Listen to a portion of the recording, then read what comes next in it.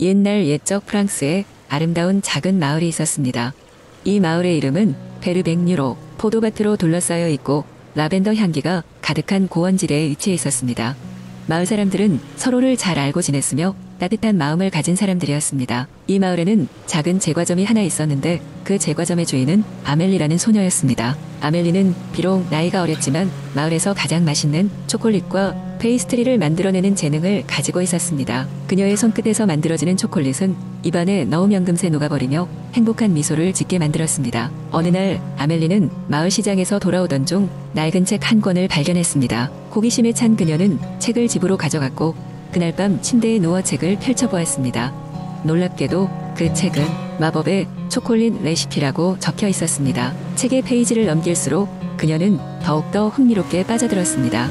다음날 아침, 아멜리는 책에서 본 첫 번째 마법 레시피를 사용해 초콜릿을 만들기로 결심했습니다. 비밀스러운 재료를 한 줌 넣고 조심스럽게 레시피를 따라가며 초콜릿을 만들었습니다. 초콜릿이 완성된 뒤 그녀는 그 맛을 보기 위해 한 조각을 입에 넣었습니다. 그 순간 그녀는 웅장한 폭풍의 향연 속을 걷는 듯한 환상에 빠졌습니다. 마법 초콜릿은 그녀에게 새로운 세상을 보여주는 힘을 가지고 있었습니다. 아멜리는 이 특별한 초콜릿을 마을 사람들과 나누기로 결정했습니다. 그녀는 마을 광장에 작은 부스를 마련하고 초콜릿을 나누어 주었습니다. 마을 사람들은 처음에는 다소 회의적이었지만 첫 조각을 맛본 후 모두 환상에 젖어들었습니다. 사람들은 행복하게 춤추고 노래하며 그들의 일상에서 벗어난 특별한 하루를 즐겼습니다. 그 이후로 아멜리의 제과점은 매일 사람들로 붐볐습니다. 각지에서 사람들이 찾아와 마법의 초콜릿을 맛보려고 줄을 섰습니다. 그녀는 더 이상 마법의 초콜릿을 만들 수 없다는 것을 알고 있었지만 그녀의 평범한 초콜릿마저도 사랑받았습니다. 이 이야기는 절대적이지 않은 마법의 힘보다는 사람들을 연결시키고 행복하게 만드는 힘이 더 중요하다는 것을 우리에게 알려줍니다. 아멜리는 자신의 작은 재능이 많은 사람들을 행복하게 만들 수 있다는 것을 깨달았고 이후로도 그녀의 초콜릿은 수많은 사람들에게 기쁨을 주었습니다. 그렇게 아멜리와 그녀의 마법 초콜릿은 전설로 남아 오랜 시간이 지난 후에도 여전히 사람들의 기억 속에 남아있는 따뜻한 이야기였습니다. 두 번째 이야기 옛날 옛적 프랑스의 작은 마을인 라브랑스에서는 루라는 소녀가 살고 있었습니다. 루는 부모님과 함께 농장을 운영하며 바쁜 날들을 보냈지만 그녀의 마음은 언제나 마법의 세계에 있었답니다. 어느 날 루는 마을 근처에 있는 오래된 숲으로 더 깊이 들어가기로 결심했습니다. 숲은 신비로운 분위기로 가득했습니다. 루는 흔들리는 나뭇가지와 부드럽게 부는 바람 소리를 들으며 뚜벅뚜벅 숲속을 걸어갔습니다. 그때 그녀의 눈앞에 기다란 덤불 뒤로 빛나는 것이 보였습니다. 가까이 다가가 보니 그것은 마법의 꽃밭이었습니다. 이 꽃밭에는 살아 움직이는 것처럼 보이는 아름다운 꽃들이 가득했습니다. 루는 꽃들이 천천히 움직이며 속삭이는 소리를 들을 수 있었습니다. 가녀린 목소리로 꽃들이 루에게 인사를 했고 그녀는 믿을 수 없다는 듯이 눈을 비렸습니다. 모든 꽃들은 특별한 능력을 가지고 있었고 그녀가 마음을 여는 순간 그 능력을 전해준다고 했습니다. 루는 꽃들 중 가장 아름답고 커다란 금빛 꽃을 향해 손을 내밀었습니다. 그러자 꽃은 그녀에게 사랑하는 사람의 마음을 읽을 수 있는 능력을 주기로 했습니다. 루는 이 새로운 능력으로 마을 사람들에게 도움을 주기로 결심했습니다.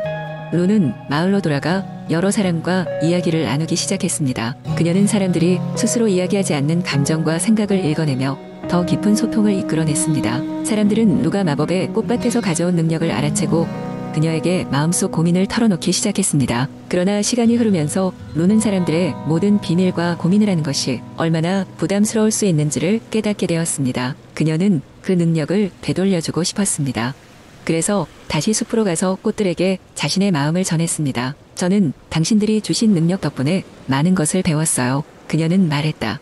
하지만 이제는 원래의 평범한 삶으로 돌아가고 싶어요. 꽃들은 루의 솔직한 마음을 들으며 미소 지었고 그녀에게 새로운 선택의 기회를 주었습니다. 루는 결국 마법의 세계 대신 인간의 타고난 감정과 소통을 택하기로 했습니다. 꽃들은 그녀에게 어떤 상황에서도 사람들의 진심을 이해하고 공감할 수 있는 마음의 힘을 주었습니다.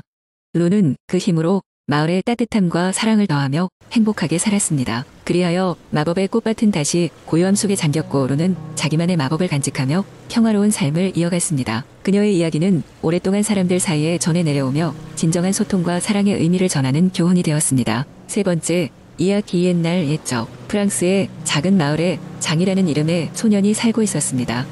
장은 부모님과 함께 조용한 마을 가장자리에 작은 농장에서 지내고 있었죠. 그들은 비록 가난했지만 언제나 서로를 아끼고 사랑하는 가족이었습니다. 어느 날 장은 숲속으로 나무를 하러 갔습니다. 그는 숲 깊숙한 곳에서 여태껏 본 적 없는 아름다운 새를 발견했습니다. 그 새는 온몸이 황금빛으로 빛나고 있었으며 주변을 환하게 밝히고 있었습니다. 장은 그 새를 잡으려 했지만 새는 금방 날아올랐습니다. 하지만 새는 길을 따라 하늘을 날며 장을 유혹하듯 계속 소리쳤습니다. 장에게는 그 새가 행운을 가져다 줄 것 같은 예감이 들었습니다. 그는 그 새를 따라 숲을 계속 걸어갔고 마침내 숲의 중심에 다다랐을 때 그곳엔 신비로운 연못이 있었습니다. 연못은 이상한 힘을 가지고 있는 것처럼 보였고 그 주변에는 다양한 꽃과 나무들이 무성하게 자라고 있었습니다. 바로 그때 황금새가 연못가에 내려앉았습니다. 새는 장에게 다가오더니 마법처럼 소리 없이 말을 걸었습니다. 나는 이 숲의 수호자라네. 내게 큰 행운을 가져다 줄 수 있지. 하지만 너는 나의 비밀을 누구에게도 말하지 않겠다는 약속을 해야 하네. 장한테는 선택의 여지가 없었습니다. 그는 행운을 얻고 싶었고 숲에서의 기이한 경험을 다른 사람들에게 이야기하고 싶지 않았습니다. 그래서 황금새와 약속을 했습니다. 그 순간 연못 주위의 꽃들이 한데 모여 장에게 경이로운 보석을 만들어 주었습니다. 그 보석은 항상 장에게 행운을 가져다주는 마법이 깃들어 있었죠. 장과 그의 가족은 시간이 지남에 따라 번영하게 되었고 마을 사람들은 그들의 행복한 변화에 놀라워했습니다. 아무도 그 이유를 알지 못했고 장의 가족은 단지 열심히 일한 결과일 것이라고 믿었습니다. 아마도 그들의 풍성한 수확과 안전한 생활은 장의 수호자 황금새의 지속적인 가호 덕분이었을 것입니다. 장은 그 새와의 약속을 평생 지켰고 이는 그에게 항상 기쁨과 행복을 가져다 주었습니다. 그렇게 장은 가족과 함께 평화롭고 행복한 삶을 살았으며 그 이야기는 마을에서 전설처럼 전해지게 되었습니다. 오늘날까지도 그 마을의 사람들은 숲에서 황금새를 본 사람은 큰 행운을 얻게 될 것이라고 믿고 있습니다. 네 번째, 이야기 옛날 옛적. 프랑스의 한 작은 마을 근처에는 신비로운 마법의 숲이 있었습니다. 이 숲은 사시사철 아름다움을 간직하고 있었고 나무들은 은은한 빛을 발하며 속삭임을 나누곤 했습니다. 마을 사람들은 숲이 조용하면서도 강력한 마법의 힘을 지니고 있다고 믿었습니다. 이 숲을 돌보는 사람은 젊은 숲지기 줄리앙이었습니다. 줄리앙은 숲의 모든 길과 나무를 사랑했고 숲의 생명체들과 대화할 줄 아는 특별한 능력을 지니고 있었습니다. 어느 날 줄리앙은 숲 가장 깊은 곳에서 약한 울음소리를 듣게 되었습니다. 본능적으로 소리의 근원지를 찾아다니던 줄리앙은 상처, 입은 작은 요정을 발견하게 되었습니다. 요정은 나쁜 마법사에게 쫓기던 중 도망치다 상처를 입었다고 했습니다. 줄리앙은 요정을 안전한 장소로 옮기고 그의 상처를 치료해 주었습니다. 요정은 감사의 표시로 줄리앙에게 은색의 작은 잎사귀를 건넸습니다. 이 잎사귀는 소원을 들어주는 마법의 힘을 지니고 있었습니다. 그날 밤 줄리앙은 숲 안에 이전보다 더 무성하게 자라난 나무들과 숲을 더욱 총명한 눈빛으로 바라보는 동물들을 보며 은색 잎사귀의 신비한 능력을 실감했습니다. 하지만 줄리앙은 그의 소중한 소원을 아껴두기로 했습니다. 그는 숲이 평화롭고 안전하기를 바랐습니다. 며칠 뒤 나쁜 마법사가 진짜로 숲에 나타나기 시작했습니다. 나쁜 마법사는 마법의 숲에서 힘을 흡수하여 자신의 힘을 증대하려 했습니다. 그의 무자비한 행동에 숲은 점점 시들어갔고 마을 사람들도 공포에 떨었습니다. 줄리앙은 더 이상 참을 수 없었습니다. 그는 결단력 있게 은색 잎사귀를 꺼내어 소원을 빌었습니다. 이 숲과 모든 생명을 보호할 수 있는 힘을 주소서. 갑자기 숲 전체가 은빛으로 빛나고 나무들은 힘차게 마법사를 밀어내기 시작했습니다. 마법사는 그저 웃으며 떠났습니다. 하지만 그것이 전부가 아니었습니다. 줄리앙의 소원으로 인해 숲은 더 이상 외부의 위협에 영향을 받지 않도록 스스로를 보호할 수 있는 능력을 갖게 되었습니다. 숲은 생명을 품고 보호하는 능력을 가지게 되었고 마을 사람들은 두려움 대신 다시금 숲을 사랑하게 되었습니다. 줄리앙은 큰 자부심과 함께 숲을 돌봤고 그의 이야기는 수세대에 걸쳐 전해졌습니다. 그의 희생과 용기는 마을 사람들에게 늘 기억되었고 숲은 젊은 숲지기의 사랑으로 영원히 안식처가 되었습니다. 이렇게 해서 마법의 숲과 젊은 숲지기에 대한 전설은 지금까지도 아름다움과 신비로움으로 가득 넘칩니다. 다섯 번째, 이야기 옛날 옛적. 프랑스의 시골 마을 한가운데마다 붉고 노란 장미가 피어있는 정원이 있었습니다. 이 정원은 마을의 모든 사람들에게 아름다움과 평화로움을 선사하는 장소였죠. 그 정원 한가운데에는 기다란 분수가 있었고 이 분수는 마치 하늘로 솟아오르는 물의 춤을 추고 있었습니다. 정원의 주인은 마일라라는 젊은 여인이었습니다. 그녀는 누구보다도 장미를 사랑했고 매일 아침 장미에게 속삭이곤 했습니다. 안녕, 나의 친구들. 오늘은 어떤 이야기를 들려줄래?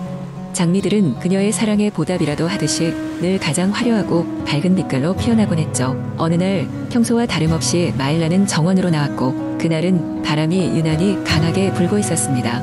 하지만 그녀는 아랑곳하지 않고 장미 가득한 정원에서 하루를 시작했습니다. 바람은 바스락거리는 소리를 내며 마일라의 곁을 스쳐 지나갔고 그녀의 머리카락도 장난스럽게 감고 났습니다. 그러던 중 마일라는 이상한 일이 벌어졌음을 깨달았습니다. 분수의 물줄기가 하늘로 올라가는 것이 아니라 바람의 힘으로 어느 순간부터 옆으로 휘어지고 있었습니다. 마일라는 미소를 지으며 궁금해졌습니다. 바람이 장미와 춤을 추고 있는 것처럼 보였기 때문이죠. 바람은 그날 밤에야 마일라에게 나타나 말을 걸었습니다. 나는 바람이요. 당신의 장미가 내 춤에 흥미를 보이는 것 같아 다가오게 되었소. 마일라는 놀란 표정으로 물었습니다. 어떻게 바람이 말을 할 수 있는 거죠? 바람은 부드러운 웃음을 내며 대답했습니다. 바람은 모든 곳에 있고 이야기는 한층 더 많은 곳에 있어.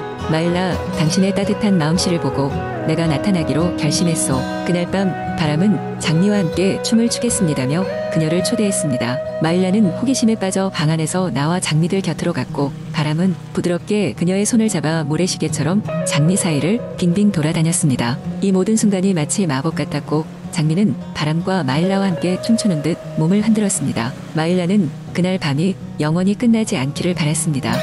그리고 바람은 그녀에게 속삭였습니다. 마일라, 장미와 나는 언제나 여기 있을 것이니 언제든 다시 춤추러 와주세요. 마일라는 감동의 눈물을 흘리며 바람의 부탁을 가슴에 새겼습니다. 그 후로도 마일라는 바람과 장미가 있는 정원에서 계속 춤을 추었고 그 마법 같은 순간들을 통해 그녀는 마을 사람들에게도 행복과 사랑을 나누어 주었습니다. 그리하여 이 마법 같은 춤은 그 마을의 전설로 그리고 프랑스의 동화로 길이 남게 되었습니다.